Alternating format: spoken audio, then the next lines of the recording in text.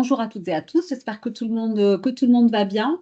J'ai organisé assez rapidement cette vidéo pour qu'on puisse vous donner des informations rapidement, puisque la semaine dernière a eu lieu la Semaine nationale des missions locales. Au cours de cette semaine nationale, nous avons eu le plaisir d'accueillir plusieurs ministres, dont la ministre du Travail qui est venue nous rencontrer. Et nous avons également, évidemment, fait le point autour de la loi sur le plein emploi. J'ai essayé de vous tenir informés au fur et à mesure de l'avancement de cette loi et puis des implications pratiques qui vont se mettre en place. Aujourd'hui, l'idée, c'est de pouvoir vous donner quelques premiers éléments de réponse autour en particulier de notre système d'information. Donc, en préambule, je tiens à vous dire que tout ce que je vous présente n'est pas encore totalement consolidé. Donc, il y a des choses qui vont être amenées à se modifier. Voilà, donc je préfère vous donner de l'information et puis vous dire, bah non, finalement, ça ne va pas se faire comme ça va se faire autrement, plutôt que de n'avoir aucune information, puisque nous sommes quand même le 15 octobre et je vous rappelle que la mise en application de la loi pour le plein emploi est prévue le 1er janvier. Donc, je vais vous dérouler le document qui nous a été présenté mercredi dernier. Donc, vous voyez, c'est tout récent. Il y a des choses où je vais vous dire, ben, ça, on ne sait pas encore. Ça, c'est en attente. Donc voilà, je vous demande de prendre ce recul nécessaire, hein. Voilà, donc les choses vont arriver au fur et à mesure. Nous enregistrons la visio. Le document sera aussi mis en ligne sur l'intranet, hein. Donc vous pourrez vous y référer sur l'extranet, sur la page mission locale. Et puis, bien évidemment, au fur et à mesure des choses, on vous donnera les informations en vous disant, ben ça n'a pas bougé, ça, au contraire, ça a été changé, etc. Ce qu'on vous propose, on est sur un format de 1 heure, c'est de pouvoir, bien sûr, comme d'habitude, mettre un maximum de questions dans le chat. En fonction de l'avancée, on verra si on prend les questions, bien sinon, comme d'habitude, je vous ferai un question-réponse par rapport au chat. On y va comme ça? Allez, je vais vous partager ce document. C'est bon, il est visible, hein? Faites-moi des petits pouces si c'est le cas. Nickel. Parfait. Alors, je vais peut-être essayer de le mettre en plein écran pour que ça soit encore plus simple. Non, il ne veut pas. Voilà. Alors, donc le contexte de la loi sur le plein emploi. Donc, je vous rappelle, tout ça, vous le savez, hein, la loi sur le plein emploi, elle a été promulguée le 18 décembre 2023. Et évidemment, il y a plusieurs conséquences de cette loi. La première, et ça, vous l'avez vu dès le 1er janvier 2024, Pôle emploi se nomme désormais France Travail. Il a également de nouvelles prérogatives. Deuxième point dont on a aussi parlé, eh bien, c'est la construction du réseau pour l'emploi qui permet donc de réunir autour de l'État, des collectivités locales, les opérateurs France Travail, Mission Locale et Cap Emploi. Ça a été la grosse bataille qu'on a conduite. Je vous en ai déjà parlé. Les missions locales sont désormais reconnues comme étant l'opérateur jeune par rapport à ce réseau pour l'emploi.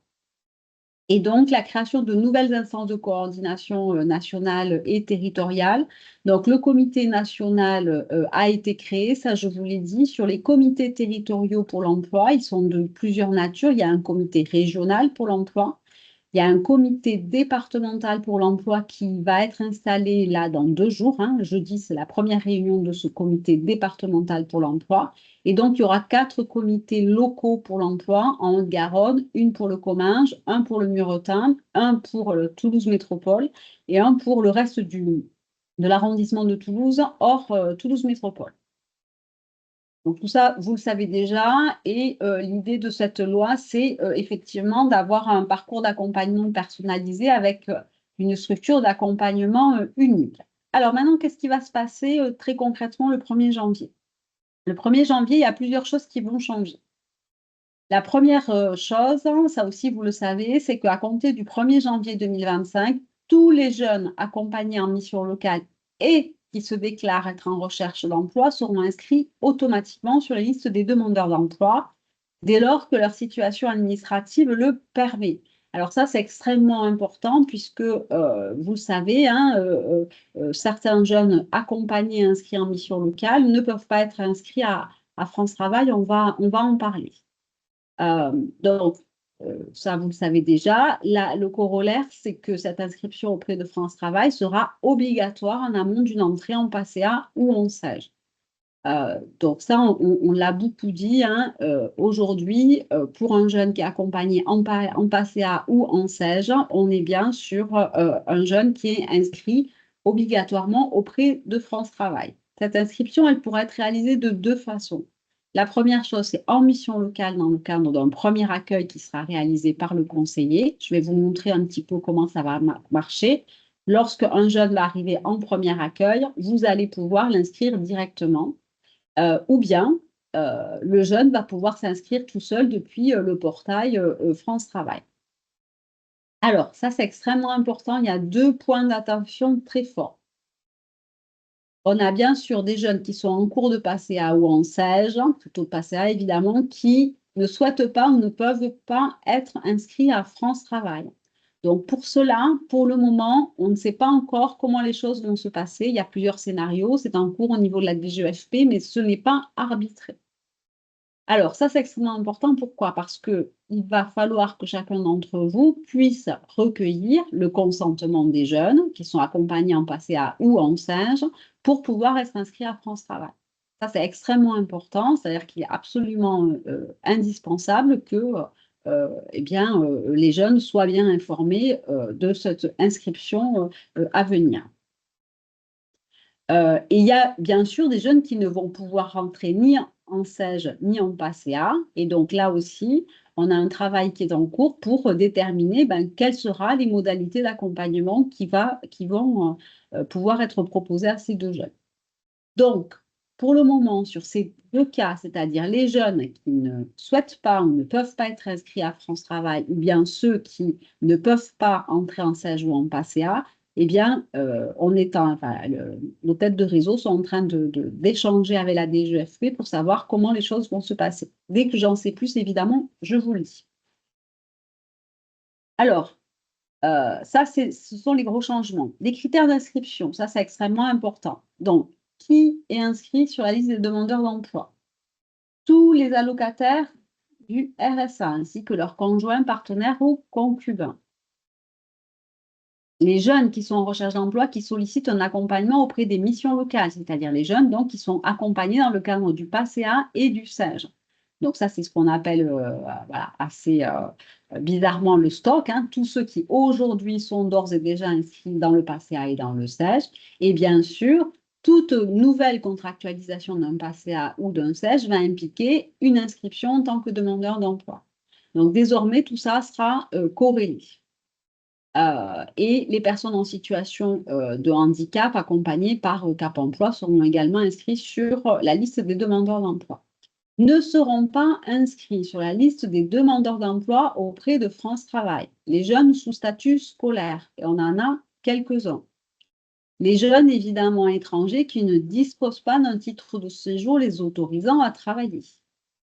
Les jeunes accompagnés par les missions locales dans le cadre du respect de l'obligation de formation et qui ne cherchent pas un emploi, et les jeunes accompagnés par les missions locales qui ne sont pas en recherche d'emploi ou prêts à s'investir dans un parcours d'accompagnement suivi et régulier. Voilà, donc vous avez en fait sur l'ensemble des jeunes que vous accompagnez, ceux qui vont être inscrits et ceux qui ne pourront pas l'être. Alors, comment ça va se passer? Au niveau de la mise en œuvre.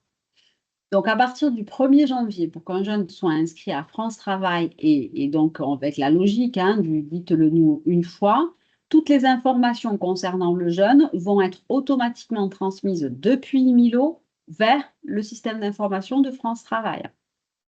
Si on n'a pas toutes les informations, évidemment, cette inscription ne va pas pouvoir être réalisée. C'est la raison pour laquelle on est en train de lister quelles pourraient être les situations dans lesquelles la bascule informatique ne se ferait pas. Donc, on a certains points hein, sur lesquels je reviendrai, il va falloir réfléchir et travailler pour que cette bascule, elle puisse se faire automatiquement à partir du 31 décembre. Le 1er janvier, voilà, on ne travaille pas. Alors, la première chose, je vous l'ai dit, c'est que tous les jeunes qui sont inscrits automatiquement à France Travail dès le 1er janvier, eh bien, il va falloir qu'on le leur dise. Donc, l'idée, c'est que on puisse, pour tous ces jeunes, eh bien, les informer de leur inscription automatique et des conséquences de cette inscription. C'est pour ça que c'est important qu'on commence à en parler maintenant, puisqu'il y a certains jeunes, alors les jeunes en contrat d'engagement jeune, vous avez un contact avec eux de façon hebdo, donc ça, c'est pas un problème, mais effectivement, il y a certains jeunes dans le cadre du PACEA, ben, vous ne les voyez pas non plus tous les mois. Donc, ça veut dire qu'au fur et à mesure, alors on va être outillé, hein, bien sûr, là-dessus, on va avoir tout ce qu'il faut pour les informer, mais ce qui est important, c'est qu'au fur et à mesure, vous preniez l'habitude par rapport à tous ces jeunes que vous accompagnez, de leur dire qu'à partir du 1er janvier, eh bien, ils vont être inscrits auprès de France Travail. C'est extrêmement important que les jeunes ne le découvrent pas au moment où ça sera fait. Alors, c'est important, c'est que nous, on a tenu de façon forte à dire à France Travail, c'est nous qui nous en chargeons. Alors, j'ai bien conscience que ça vous fait quelque chose de plus à faire. Néanmoins, c'est important et l'UNML a insisté pour dire, mais nous, dans les faits, ces jeunes, on les accompagne, on les voit et donc on fera l'information.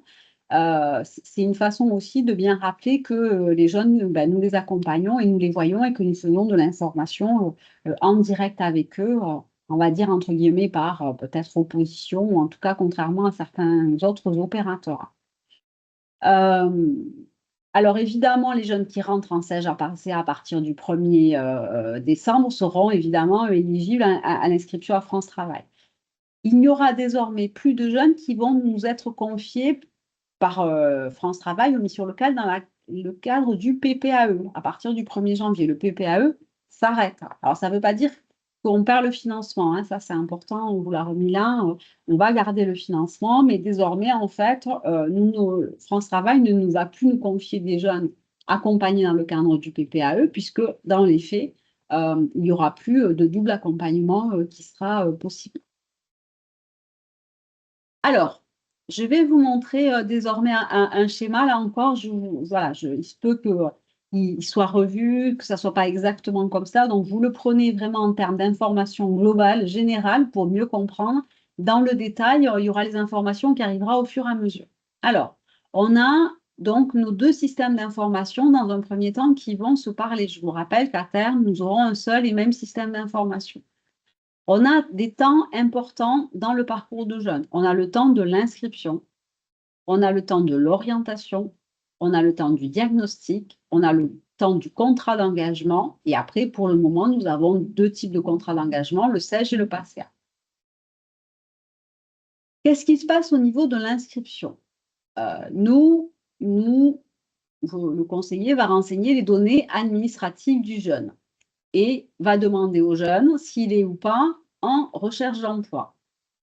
À partir du moment où les données sont remplies et qu'il est inscrit en recherche d'emploi, eh bien, le dossier, il est créé ou rapproché avec un dossier qui existe déjà et donc nos systèmes d'information se parlent. Ça, c'est l'inscription. La question de l'orientation. Alors, l'orientation, elle est importante puisque vous savez que dans le cadre du Comité national pour l'emploi, je vous fais passer tous ces éléments au mois de juillet, il a été convenu, selon les niveaux d'accompagnement, que les jeunes seraient accompagnés en grosse majorité par les missions locales, mais dans certains cas, par France Travail. Donc, l'orientation, elle va être importante. Le conseiller va devoir renseigner un écran qui s'appelle un questionnaire d'orientation. C'est bien le jeune et le conseiller qui remplissent les éléments de questionnaire. Et eh bien, on aura un arbre de décision qui va préconiser accompagnement, France Travail, mission locale. Vous aurez la main là-dessus. À tout moment, quand vous le faites avec le jeune, vous pourrez dire bah, ce jeune-là, finalement, voilà, l'arbre de décision dit orientation France Travail, mais dans les faits, au dernier moment, il a dit au fait, j'ai oublié de vous dire que ma mère me met dehors ce soir, j'ai nulle part où dormir, bon, ben, vous pouvez changer là-dessus l'orientation. Donc ça, vous aurez la main. Et donc, effectivement, on a ce fameux arbre de décision qui dit quelle est l'orientation la plus pertinente possible. Donc ça, c'est la phase dite orientation. Orientation pour choix finalement de l'opérateur qui va mettre en place l'accompagnement. L'accompagnement, évidemment, il commence par un diagnostic, ça vous avez l'habitude. Donc le conseiller fera un diagnostic partagé, rempli entre le conseiller et le jeune. Et tous ces éléments, vous pourrez, dans un premier temps, les récupérer en version PDF. Ensuite, bah, évidemment, on aura un système d'information commun. Le contrat d'engagement, c'est pareil, hein, c'est assez facile. On a un contrat d'engagement avec des éléments qui renseignent. Et ensuite, tous ces éléments seront en version PDF. Et puis après, assez classiquement, le CEJ ou le PACEA, comme d'habitude. Voilà, donc c'est vraiment cette nouvelle phase-là d'orientation qui est nouvelle. Et puis, évidemment, l'inscription à France Travail, le reste, vous le connaissez déjà assez bien. Alors, l'inscription, comment ça va se passer? Alors, ça, c'est un arbre de décision. Donc, l'usager se présente en mission locale. La mission locale va créer un dossier dans Emilio. Premier cas de figure, le jeune n'est pas en recherche d'emploi. À partir du moment où, si le jeune n'est pas en recherche d'emploi, eh bien, le conseiller va réaliser le diagnostic, hein, ce que je vous ai montré, qui permet de l'accompagnement, mais il n'y aura pas d'inscription à France Travail puisqu'il n'y a pas de recherche d'emploi. Deuxième cas de figure, le jeune est en recherche d'emploi. À ce moment-là, l'usager et le conseiller renseignent les informations du questionnaire d'orientation. C'est ce que je viens de vous présenter. Ce questionnaire, il va définir la structure qui est référente. Et donc, il va donner l'information et l'usager va être informé sur les droits et les devoirs. Si l'arbre de décision dit ben, c'est un accompagnement mission locale. Dans ces cas-là, le conseiller de la mission locale mène le premier entretien et puis réalise le diagnostic approfondi et partagé. Là, il y aura un flux informatique qui va se faire et l'entretien va finaliser l'inscription sur la liste des demandeurs d'emploi. Et donc là, la personne va être informée de la création de son espace numérique personnel. Et là, je vous en parlerai rapidement. C'est assez intéressant. Le jeune va pouvoir accéder à un espace numérique personnel assez complet. Voilà. Alors, ça, c'est l'inscription à la mission locale. C'est facile, c'est ce qu'on fait. Encore une fois, ce qui change beaucoup, c'est la question de l'orientation. Deuxième cas de figure que là, jusqu'à présent, est un petit peu plus complexe hein, et qui quand même est simplifié là aujourd'hui. C'est le cas où le jeune s'inscrit tout seul. Donc, il prend une procédure pour s'inscrire à France Travail, il va remplir des données administratives et il va remplir tout seul le questionnaire d'orientation. Là, ce questionnaire, comme tout à l'heure, sauf qu'il le fait tout seul, il ne le fait pas avec la mission locale, va définir la structure qui est référente. Cette information, elle va générer de l'information, elle va lui donner de l'information au jeune sur ses droits et ses devoirs, et la mission locale va recevoir des informations nécessaires à la création d'un dossier dans Imilo. Là, c'est comme aujourd'hui ce qui se fait sur le PPAE en fait. C'est-à-dire qu'on n'aura plus le portail PPAE, mais on aura un autre portail où là, on va recevoir des informations pour que, comme on fait aujourd'hui avec le PPAE, on contacte la mission locale, le conseiller référent mène le premier entretien. Ce premier entretien vaudra réalisation d'un entretien individuel et la personne sera inscrite et informée de la création de son espace personnel. Et le référent, après, continue ce qu'il a l'habitude de faire, le diagnostic approfondi et le contrat d'engagement. Voilà. Donc là, ce qui change, si vous voulez, c'est cette génération-là qui arrive ici et on a donc les informations qui vont arriver directement des informations qui auront été saisies par le jeune sur son dossier en ligne. Donc, en résumé, si le jeune s'inscrit en premier sur la plateforme d'inscription, on a un processus d'orientation qui est automatisé. Alors c'est à partir d'avril hein, qui sera automatisé. Si il s'inscrit le jeune, si la mission locale est bien la structure d'information, d'accompagnement, elle va recevoir toutes les coordonnées et on va convoquer un entretien pour créer le dossier, réaliser le diagnostic et contractualiser le contrat d'engagement. Encore une fois, c'est la même chose que ce qu'on faisait jusqu'à présent dans le cadre du PPAE. Si le jeune vient s'inscrire à la mission locale et est en recherche d'emploi, eh bien là, c'est le premier accueil, comme aujourd'hui, qui est réalisé par un conseiller qui crée le dossier dans Unilo, qui initialise le dossier, qui remplit le questionnaire d'orientation avec le jeune. Ça, c'est nouveau. Et ce processus, encore une fois, il peut être modifié hein, si vous n'êtes pas d'accord, vous ou le jeune. Et ensuite, eh bien, ça vaudra inscription et puis vous continuez l'accompagnement, le diagnostic comme vous avez l'habitude de le faire. Voilà pour cette première phase. Alors, deuxième phase, les outils d'orientation. Ça, c'est le fameux questionnaire, c'est l'étape en plus que nous n'avions pas jusqu'à présent.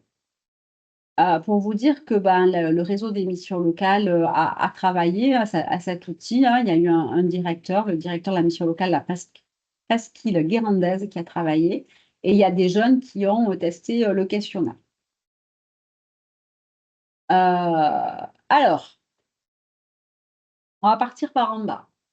La première question, c'est est-ce qu'il y a une activité professionnelle en cours? Là, ce n'est pas les questions. Les questions, elles vont être modifiées, mais c'est l'idée.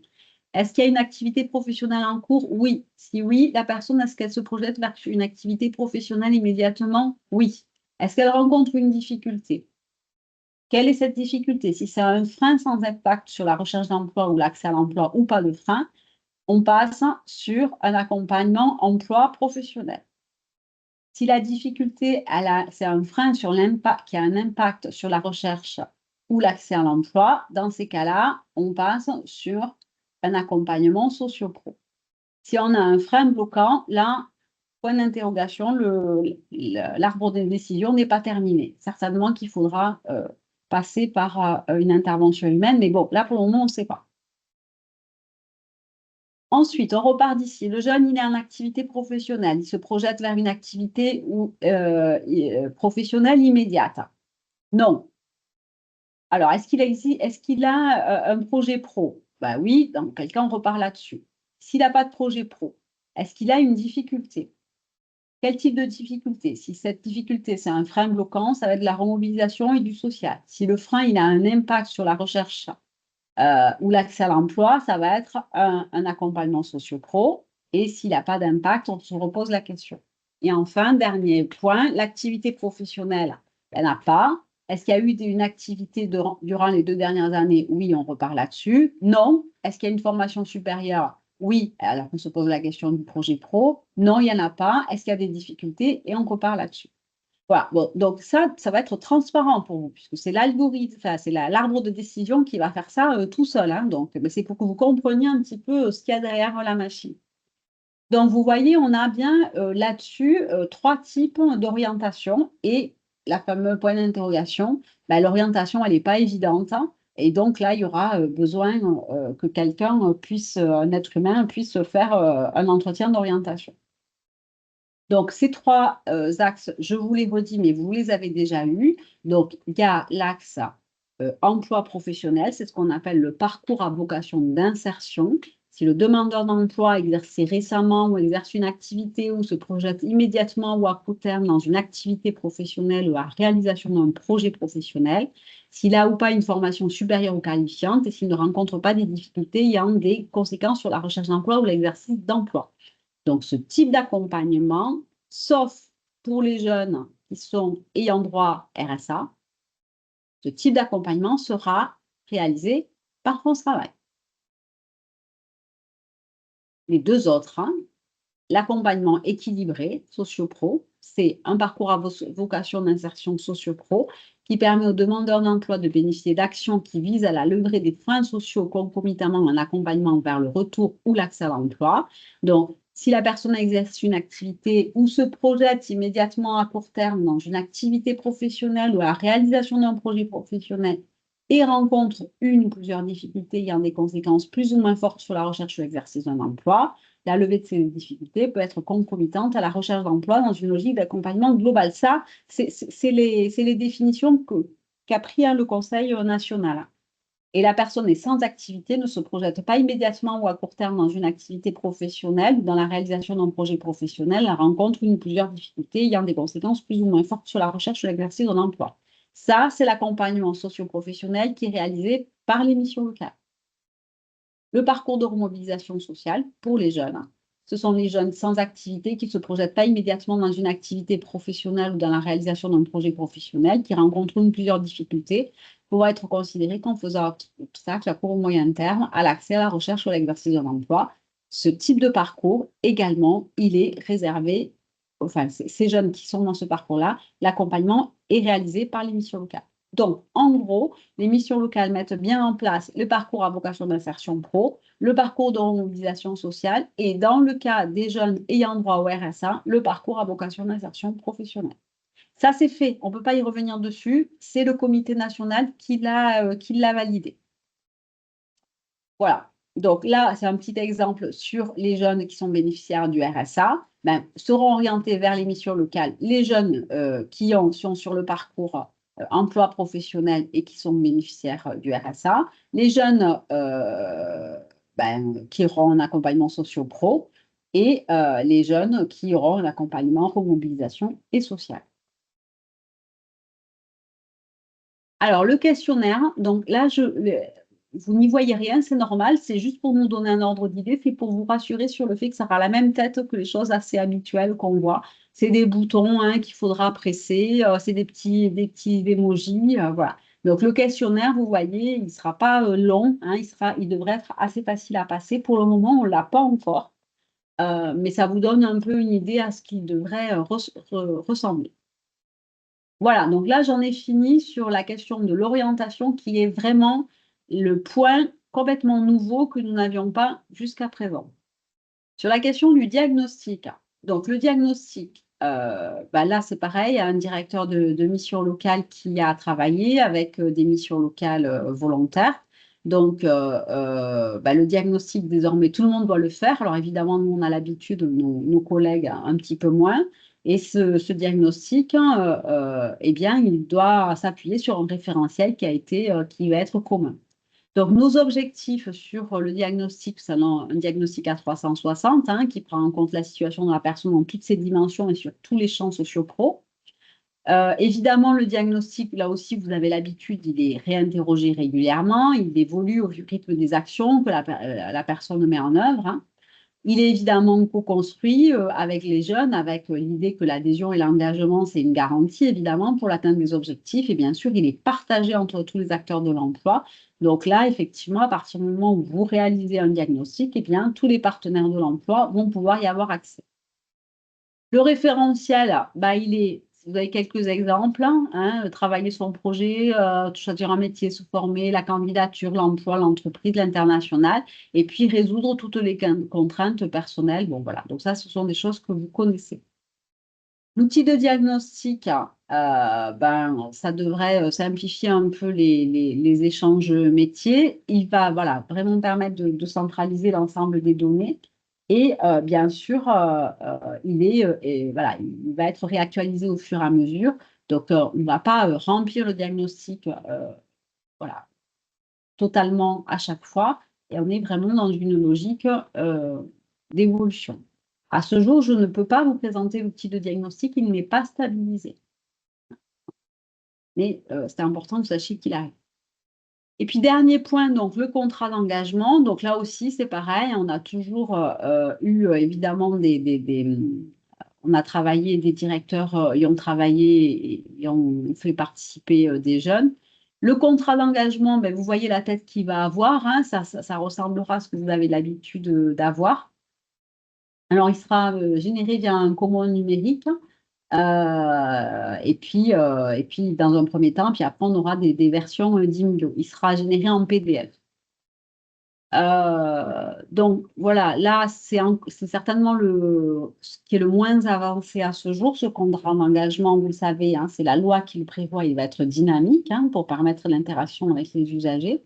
Donc, évidemment qu'un maximum de données vont être issues de l'Imio pour l'alimenter.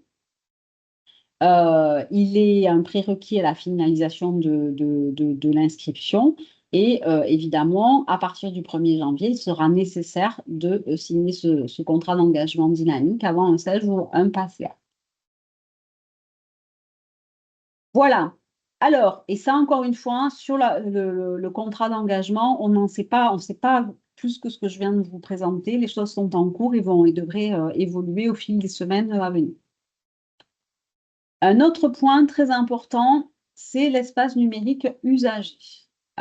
Donc, l'espace numérique usagé, là aussi, on a travaillé, les missions locales ont été déployées. Il sera là aussi accessible à partir du 1er janvier 2025. L'idée de cet espace numérique usagé, c'est que tous les personnes inscrites à France Travail auront cet espace numérique. L'idée, c'est que c'est un espace personnel en ligne, hein, qui va être vraiment réfléchi comme une porte d'entrée vers l'offre de services de l'emploi et de l'insertion, qui va être adaptée à tous les profils des jeunes. Et évidemment, l'objectif, c'est de faciliter la mobilisation de l'offre de services de l'emploi et de l'insertion. Voilà, donc là c'est pareil, j'ai rien à vous montrer, sachez que c'est en cours. Alors, tout ça, pour le moment, ça va se baser comment? On a un plan d'action à conduire. La première des choses, et vous le savez, je vous le dis depuis un moment, c'est nous assurer que les jeunes que nous allons inscrire, qui vont être inscrits automatiquement à France Travail à partir du 1er janvier, un, le sachent, et deux, aient envie. Donc évidemment, c'est tout le travail que vous êtes en train de faire et je vous remercie, hein, ça a baissé considérablement le nombre de passés en veille. Évidemment, il faut qu'on puisse avoir tous nos PACA en cours, non en veille, pour pouvoir les inscrire. Alors, ce plan d'action, il va avoir plusieurs points. Je vais vous le détailler, les grands principes ici. C'est vos référents IMILO qui rentreront dans le détail. La première chose, c'est une mise en cohérence des informations de nationalité entre IMELO et le SI de France Travail. On a à agir sur la question de la nationalité. Ensuite, on a la saisie du numéro AGDREF. Ça, c'est pour tous les jeunes dont la nationalité est hors UE1, pour lequel, en fait, ces jeunes ont un numéro. Alors, je sais qu'il y a quelques difficultés, hein, sur les mineurs. Évidemment, sur les demandeurs d'asile aussi, mais je vous rappelle que le demandeur d'asile ne sera pas inscrit, hein, à France Travail, puisque à ce jour, il n'a pas le droit au travail, hein, pour le moment. Donc voilà, on a quelques saisies à faire, c'est en cours, on va essayer de vous l'épargner, de le gérer au niveau technique. C'est hyper important, là c'est sur ça qu'il va falloir intervenir, c'est le NIR. En fait, le seul outil qui permet de croiser des données aussi complexes, hein, évidemment, qui ont été déclarées RGPD, etc., évidemment, il y a eu des décrets là-dessus. Le seul numéro, c'est le NIR. C'est le NIR qui permet de faire le pont. Or, à ce jour, on a beaucoup de NIR qui ne sont à ce jour pas complets. Donc, il faut pouvoir, d'ici à la fin de l'année, avoir ce NIR à jour. Évidemment, il va falloir qu'on ait des informations de contact du jeune, hein, qui soient bonnes, hein, puisqu'il va falloir qu'on puisse le contacter. Donc, voilà, s'assurer effectivement que ce qui est saisi sur IMILO en termes d'adresse, de mail, de téléphone, sont bien des informations à ce jour qui sont actualisées, hein. Donc là aussi, il va falloir vraiment qu'on prenne l'habitude de réactualiser ces informations. Les informations de contact des professionnels du réseau, ça, nous, on va le traiter ici avec Cathy et Kevin, hein. C'est vraiment s'assurer que là aussi, vous ayez tous sur la base de contact, vos contacts à jour. Et puis, je vous le disais, hein, cette information qu'il va falloir donner aux jeunes pour qu'ils sachent évidemment qu'on va les inscrire automatiquement à France Travail.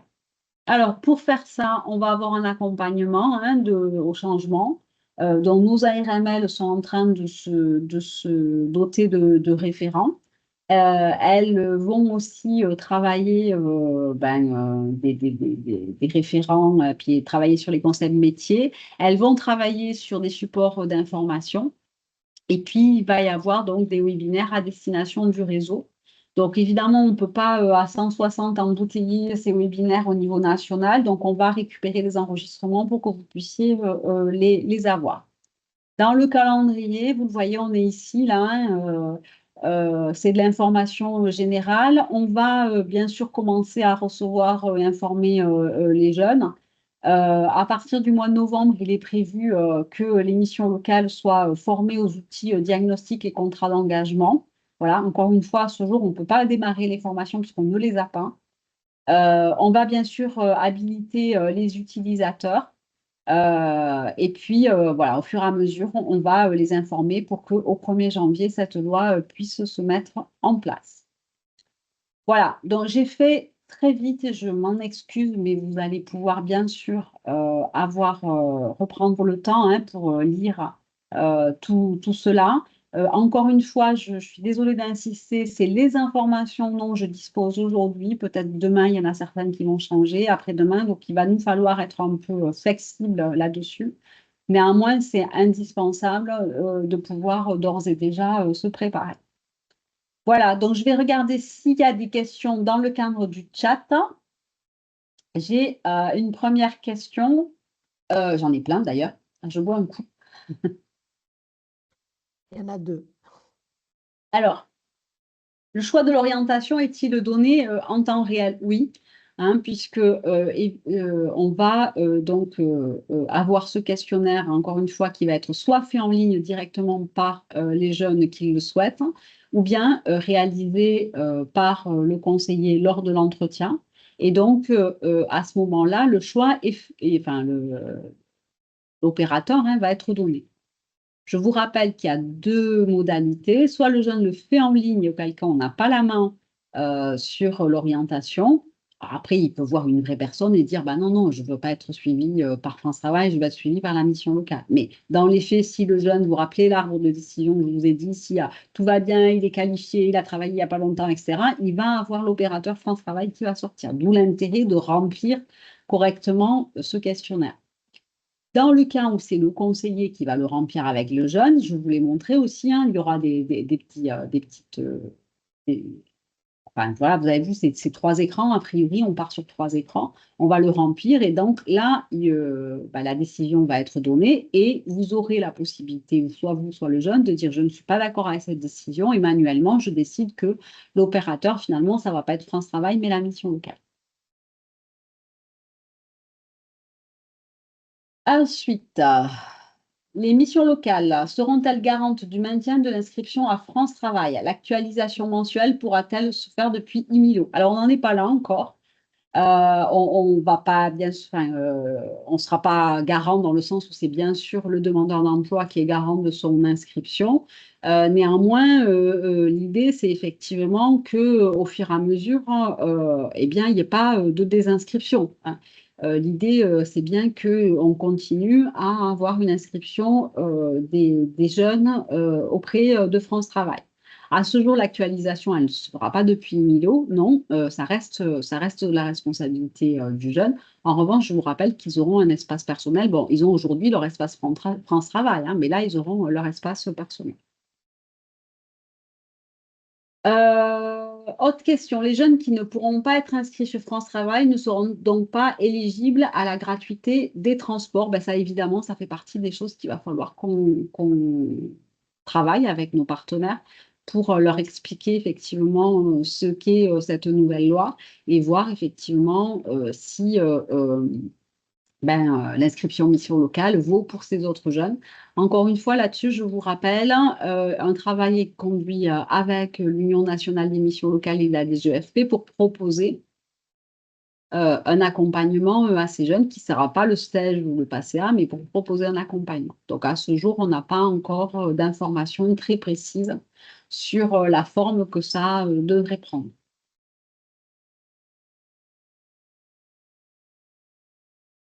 Donc, la question d'Élodie, hein, c'est la même question sur l'actualisation. Pour les jeunes sous statut scolaire, leur cas fera-t-il partie de la réflexion UNML? Effectivement, hein, vous vous rappelez, je vous ai bien dit, les jeunes qui sont sous statut scolaire, évidemment, ne sont pas inscrits sur la liste des demandeurs d'emploi, puisqu'ils sont scolaires, ils ne recherchent pas de l'emploi. Donc, effectivement, l'UNML est en train de réfléchir à la façon dont on va pouvoir travailler avec ces jeunes. Pour le moment, tout ce que je viens de vous présenter concerne uniquement les jeunes en SEG et en PACA qui sont en recherche d'emploi. Le jeune aura-t-il la main sur son orientation? Oui, tout à fait, hein, il pourra effectivement faire une modification. Donc, PAE, TDO ne sont pas en recherche d'emploi et donc on n'ouvrira pas de passage. Je ne le dirai pas comme ça, c'est en cours de réflexion. À ma connaissance, ce n'est pas tranché. Puisque effectivement, la question du PACA restait importante et puis que les jeunes TDO, enfin, en tout cas au moins PAE, pourraient être en recherche d'emploi. Mais je ne peux pas vous répondre à cette question de façon précise. Il y a encore beaucoup d'arbitrages qui sont en cours, donc il faudra attendre d'avoir des éclaircissements. L'orientation est-elle définitive ou y aura-t-il réorientation possible en cours d'accompagnement? Oui, bien sûr, hein, il y aura une réorientation possible. Néanmoins, je pense qu'il faut quand même qu'on soit vigilant sur la première orientation. C'est important de pouvoir bien expliquer aux jeunes. Mais évidemment que rien n'est définitif et que le jeune pourra changer. Mais voilà, ça va être... ben, c'est comme quand aujourd'hui vous avez un jeune à qui France Travail propose un stage et qui dit ah ben non, je préfère avoir un stage à la mission locale. C'est pas simple, c'est pas fluide, c'est pas voilà.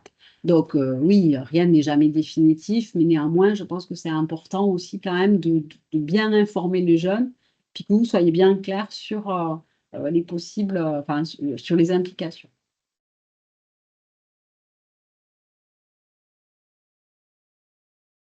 Alors, vous me confirmez que les jeunes ne pourront pas intégrer le SEG PACEA s'ils ne sont pas éligibles à France Travail au 1er janvier. Oui. Oui, oui, tout à fait. Le gros changement, c'est surtout sur le PACEA. Mais effectivement, puisque sur le SEG, on devait avoir droit au travail hein, quand même. Mais oui, oui, tout à fait.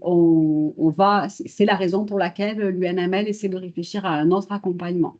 Désormais, les jeunes en SEG PACEA seront inscrits à France Travail et la réciproque est vraie, c'est-à-dire les jeunes qui vont être inscrits à France Travail vont pouvoir accéder au SEG et PACEA. Les personnes en emploi ne peuvent pas procéder à leur inscription à France Travail, hein. Les personnes en emploi ne peuvent pas procéder à leur inscription à France Travail, mais ils peuvent s'inscrire à la mission locale pour travailler d'autres aspects, logement, projet de reconversion, formation. Désolée, Emma, je ne comprends pas la question.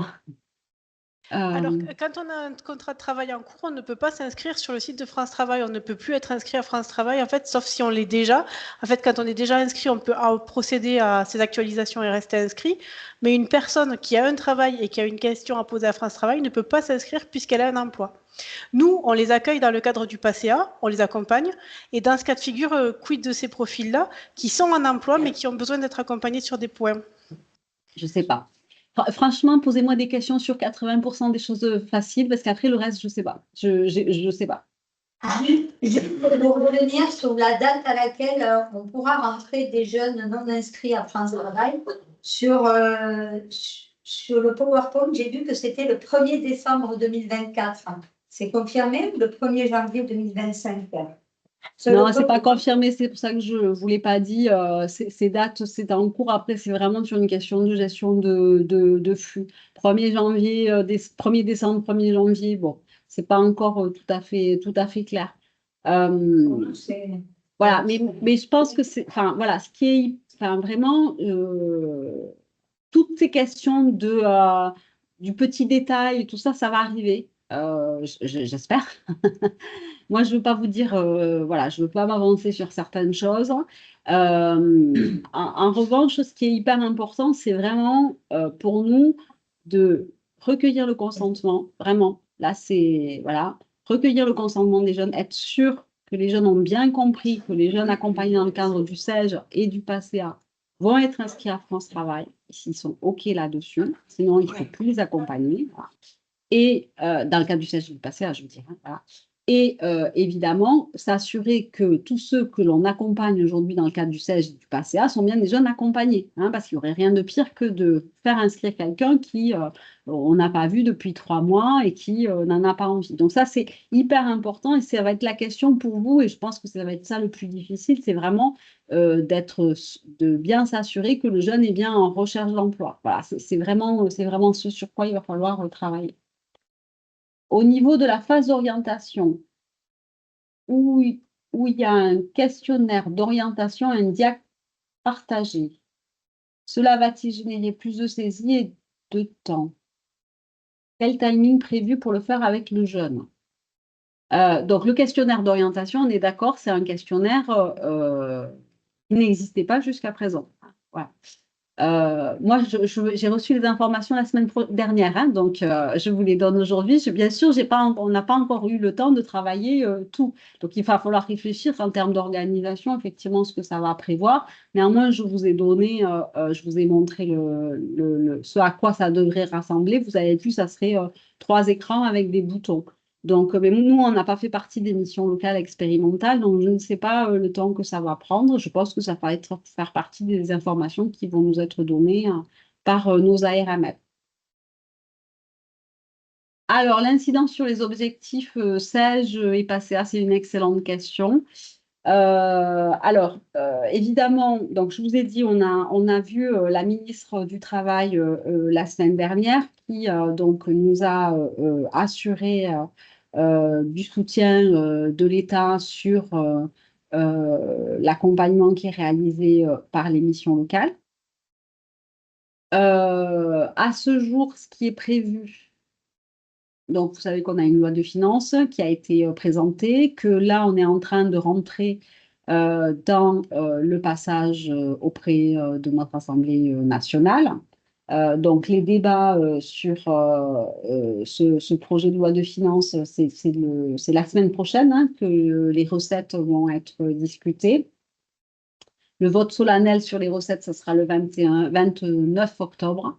Et ensuite, il y aura donc le débat sur les dépenses. Les débats sur les dépenses, c'est la semaine du 5 novembre, à peu près 10 jours. Le vote solennel, c'est le 19 novembre. Donc, ça veut dire que le 19 novembre, on aura une idée de ce qui sort de l'Assemblée nationale, ce qui ne veut pas dire que c'est ce qui est prévu dans le projet de loi, dans un sens ou dans l'autre. Ensuite, vous le savez, ça passe au Sénat.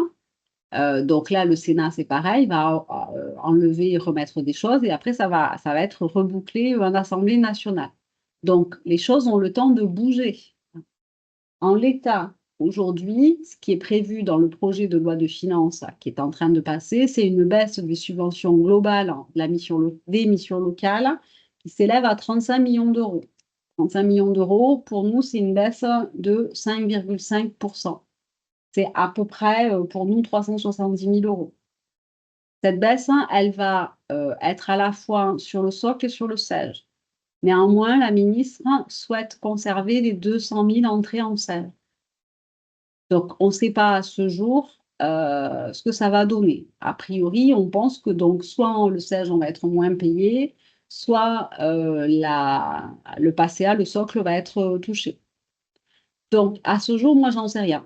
Voilà. Et encore une fois, dans les semaines qui viennent, d'ici le retour, normalement, la loi de finances en France, elle doit être votée avant la fin de l'année. Hein, mais vous savez qu'on a pris du retard avec le changement de gouvernement.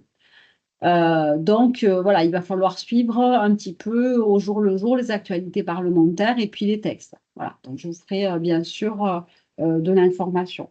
Donc, voilà, à ce jour, les incidences, elles sont importantes. Pour vous, côté métier, ce qui est sûr, c'est que ça recentre très clairement la question de l'accompagnement et celui du PACEA en particulier autour des jeunes en recherche d'emploi. Voilà, ce qui n'était pas aussi clair que ça, puisque pendant longtemps, ça a été le socle de l'accompagnement. Alors, la contractualisation du contrat, c'est un prérequis à la finalisation de l'inscription à France Travail. Ça veut dire quoi? Ça veut dire que c'est le contrat d'engagement dynamique. Je vous rappelle que cette loi a clairement posé qu'il y aurait un seul et même contrat pour tous, c'est ce qui s'appelle le contrat d'engagement dynamique. Ça supprime le PPAE, en fait. Hein. Donc, ce contrat d'engagement dynamique, c'est le chapeau. Pour nous, dans ce chapeau, pour le moment, il y a le SAGE, il y a le PACEA, et il y aura peut-être autre chose pour les jeunes qui ne rentreraient pas dans le SAGE et dans le PACEA. Voilà. Donc, c'est le chapeau qui vaut contrat d'engagement. C'est vrai que pour nous, ça nous semble bizarre parce qu'on a l'habitude de travailler comme ça, mais c'est surtout fait, je vous rappelle, cette loi au départ pour les bénéficiaires du RSA. Donc, le contrat d'engagement dynamique, ça va engager tout demandeur d'emploi, va devoir avoir ce diagnostic et ce contrat d'engagement. Création d'un espace numérique pour l'usager accessible aux acteurs d'accompagnement. Cela veut-il dire qu'il y aura un outil numérique où l'accès au partage se fera à partir du Milo? Ça veut dire que l'usager, il va avoir son outil. Et après, normalement, vos cadres vous ont présenté hein, l'écosystème. Là, aujourd'hui, on parle au 1er janvier 2015. Après, on aura le nouvel écosystème quand on aura un dossier partagé. Hein. Donc, vous avez tous vu le petit film, etc. Si besoin, regardez-le. Là, on est en phase transitoire, hein, donc c'est pour un an et demi, là, ce qu'on va faire. Pour le moment, on va partager des informations, mais l'espace numérique, il est pour l'usager. C'est un coffre-fort numérique, il va pouvoir mettre son CV, il va pouvoir mettre ses lettres de motivation, il va pouvoir, voilà, un peu ce qui est aujourd'hui le cas hein, dans le cadre de l'espace personnel, mais nous, on aura plus d'accès. Dans le détail, ne me demandez pas, je ne l'ai pas vu. Donc, voilà, mais la logique, c'est celle-ci. Les jeunes en situation de handicap seront-ils automatiquement accompagnés par Cap Emploi? Non, c'est pas ça qui est dit. Hein. Ce qui est dit, c'est que tous les jeunes, je vous rappelle, hein, il y a 3 niveaux d'accompagnement. Donc, il y a l'accompagnement professionnel. Là, c'est bien France Travail qui fait l'accompagnement, sauf pour les jeunes bénéficiaires ayant droit à RSA, bénéficiaires ou ayant droit à RSA. Et pour les autres niveaux d'accompagnement, c'est bien les missions locales qui font cet accompagnement. Je ne suis pas sûre que Cap Emploi ait plus de moyens que nous. Sait-on si France Travail conserve les mêmes règles de radiation, impact sur le suivi des dossiers passés en cours? Non, ça, c'est France Travail qui pourrait répondre. Est-ce que la présence à un rendez-vous mensuel avec le conseiller ne pourrait-il pas valoir actualisation? Ça, je vous ai dit, je n'en sais rien. Sur l'actualisation, ce n'est pas partie des choses sur lesquelles on a mis de l'information. Voilà, bon, donc je vous l'avais dit, hein, je sais des choses, mais je ne sais pas, il y a plein de choses que je ne sais pas, hein, voilà. Mais je pense que c'est important, voilà, que vous ayez ce niveau d'information. Au fur et à mesure, évidemment, dans les semaines qui viennent, on va avoir des informations au fur et à mesure. Là, aujourd'hui, notre sujet, c'est vraiment travailler nos NIR. Hein, il faut absolument que nos dossiers NIR soient propres, hein, donc ça, c'est un travail qui doit être conduit. Et deux, évidemment, recevoir tous les jeunes qui sont en passé et en sèche pour leur parler de cette question de l'inscription. On va avoir des outils pour recueillir le consentement, mais il faut le faire. Également, s'assurer que toutes les données qu'on a, et donc notamment chaque jeune qui vient à l'accueil, bien vérifier avec lui son numéro de téléphone, son adresse, son mail, s'assurer que toutes les coordonnées qu'il a sont propres. Voilà. Oui, oui, les dossiers d'inscription existent toujours, hein, vont toujours exister, hein, pas de souci. Voilà, bah écoutez, ce fut dense, mais j'espère que ça vous a donné un niveau d'information. Encore une fois, les choses vont changer, vont bouger, vont évoluer, mais ça nous permet quand même d'ores et déjà commencer à réfléchir, à se mettre en mouvement. Donc, les informations, bah, elles vont arriver au fur et à mesure, elles passeront par vos cadres. Et dès qu'on aura suffisamment, à nouveau, beaucoup d'informations, on réorganisera un temps comme ça, tous ensemble, pour que chacun puisse avoir l'opportunité d'entendre et aussi les questions et les réponses. Et toutes les réponses qu'on n'aura pas non plus. Je vous remercie à toutes et à tous. Je vous souhaite une agréable après-midi et puis à très bientôt.